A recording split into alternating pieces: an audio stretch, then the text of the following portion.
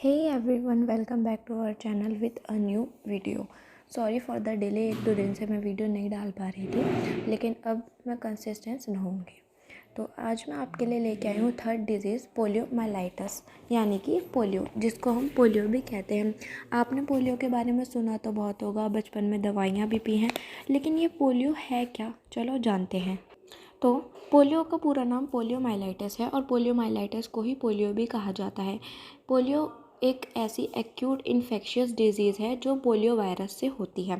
Polio हमें polio virus से होता है और उस वायरस का नाम है RNA वायरस, जो हमारी सीधा नर्वस सिस्टम पे अटैक करता है। ठीक है, ये मेनली 5 साल तक के बच्चों को अफेक्ट करता है और पैरालिसिस करता है। तो पैरालिसिस जो है वो पोलियो का मोस्ट कॉमन सिम्टम है। ठीक है, तो जो ये वायरस है वो हमारी स्पाइनल कॉर्ड के उस नर्व पर अटैक करता है जो नर्व हमारी मूवमेंट को कंट्रोल करती है। अब इस वायरस ने उस नर्व पर अटैक किया तो वो नर्व डैमेज हो जाएगी। तो अब पोलियो फैलता कैसे है?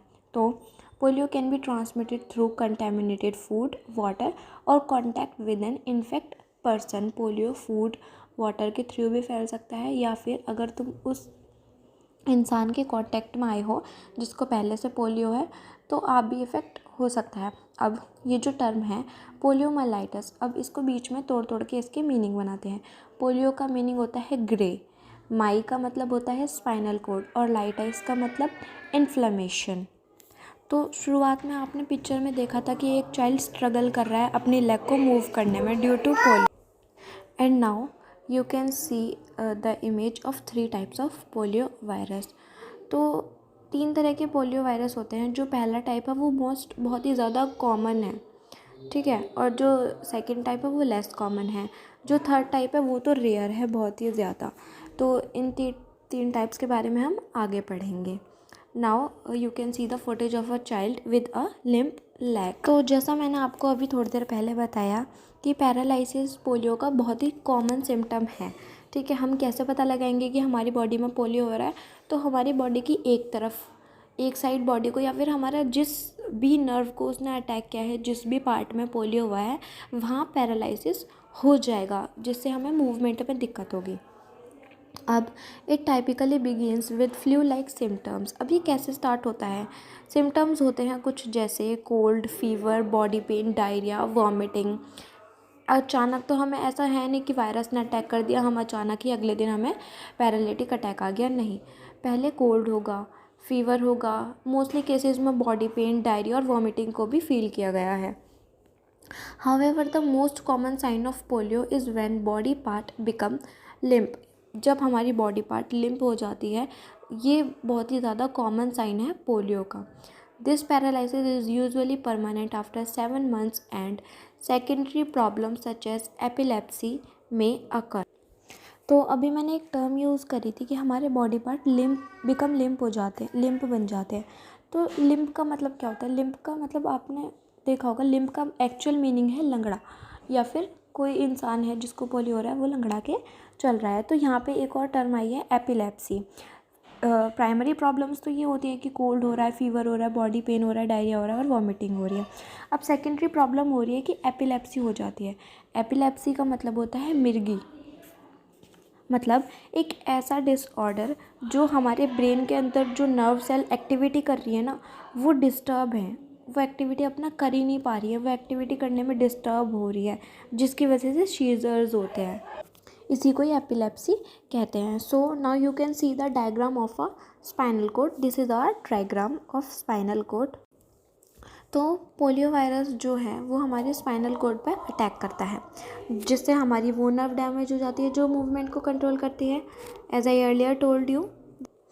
And now the spinal muscles, shoulder muscles, hip extension, tricep knee extension, respiratory muscle, dorsiflexion of the ankle and thumb muscles, ये जो एरियाज़ हैं, ये जो मसल्स हैं, ये भी अक्सर अफेक्ट हो जाती हैं। स्पाइनल मसल्स हो गई, शोल्डर मसल्स हो गई, हमारे हिप एक्सटेंशन हो गए, ट्राइसेप हो गए, नी एक्सटेंशन हो गए, ये सब भी अफेक्ट होते हैं कभी कभी।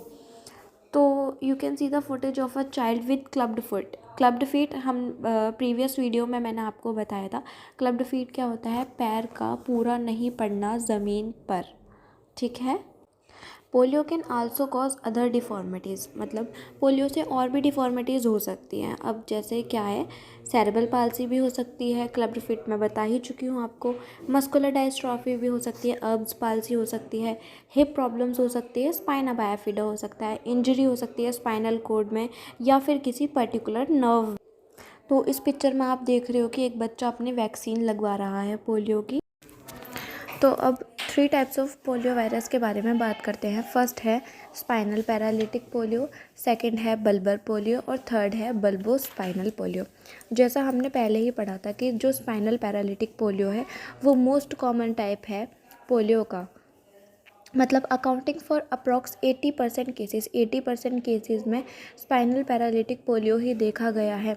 It results from a lower motor neuron lesion of the interior, it causes in arms and legs. Second one is bulbar polio. अब बल्बर पोलियो उससे बहुत कम कॉमन है, 2% केसेस ही होते हैं बल्बर पोलियो के, सिर्फ 2% केसेस ही होते हैं।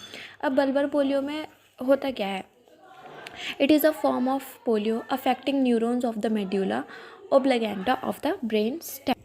ब्रेन में जो पार्ट होता है मेड्यूला, उसका जो वो है, उसकी जो न्यूरॉन है ब्रेन स्टेम, उसको ये अफेक्ट करता है। अब बल्बर पोलियो में क्या क्या होता है?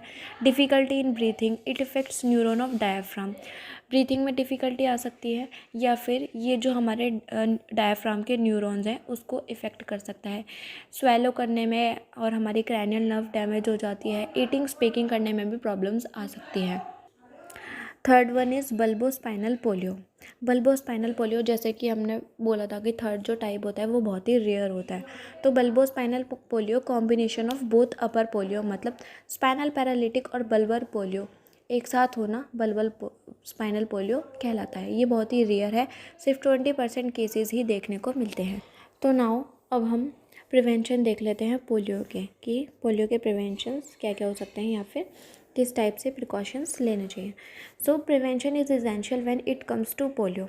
To prevent polio avoid excessive physical exercise and maintain a healthy diet. First point तो यही है कि पोलियो को प्रिवेंट करने के लिए हमें फिजिकल एक्सरसाइज को अवॉइड करना है और एक हेल्दी डाइट मेंटेन करके रखनी है। Second, comfortable positions should be used to avoid contractures. Comfortable position में अगर हम बैठ रहे हैं, उठ रहे हैं, लेट रहे हैं, तो वो हमें अवॉइड करने हैं, ठीक है। उसमें जो कॉन्ट्रैक्चर्स हो रहे हैं वो अवॉइड करने हैं। Third, vaccinating babies is the most effective way to prevent polio. अब बेबीज़ को पोलियो अफेक्ट ना करे उसके लिए हमें बेबीज़ का वैक्सीनेशन करवाना है। जैसे आपने देखा होगा जब हम छोटे थे तो हम पोलियो की दवाई पीते थे, ठीक है। तो वो एक तरीके से वैक्सीन है। अब वैक्सीनेशन 2 तरह से होता है। एक तो हम वैक्सीन करते हैं, जैसे कोविड की वैक्सीन हमें लगी थी बाय नीडल, और सेकंड वैक्सीन होता है कि हम बेबी को ये दवाई पिला रहे हैं, मतलब फीड करके। तो पोलियो वायरस की जो वैक्सीन है वो 2 हैं, OPV और IPV, ठीक है। OPV मतलब ओरल पोलियो वैक्सीन और IPV मतलब इनएक्टिवेटेड पोलियो वायरस इंजेक्शन।